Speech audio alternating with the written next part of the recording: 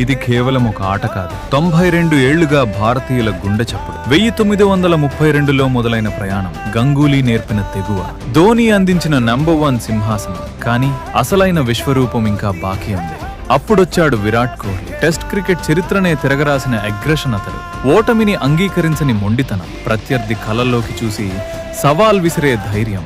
68 match, 40 అద్భుత విజయాలు. వరుసగా 5 ఏళ్లు ప్రపంచ నంబర్ 1 గద్దెపై భారత్ను కూర్చోబెట్టిన ద కింగ్.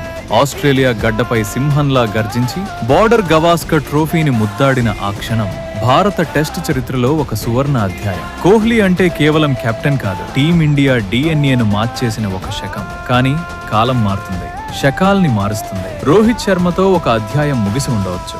దిగ్గజాలు వీడుకోలు పలుకుతుంటే మనసు భారం అవ్వచ్చు. గతం ఘనంగా ఉంది, మరి భవిష్యత్తు లేదు. గిల్ వారసుడిగా వస్తున్నాడు, పంత్ నమ్మకంగా నిలుస్తున్నాడు. 2024లో ఓటముల కంటే విజయాలే ఎక్కువ ఉన్న చరిత్ర మనది. కెప్టెన్లు మారవచ్చు, తరాలు మారవచ్చు, కానీ కోహ్లీ రగిల్చిన ఆ గెలుపు కసి మాత్రం ఎప్పటికీ తగ్గదు.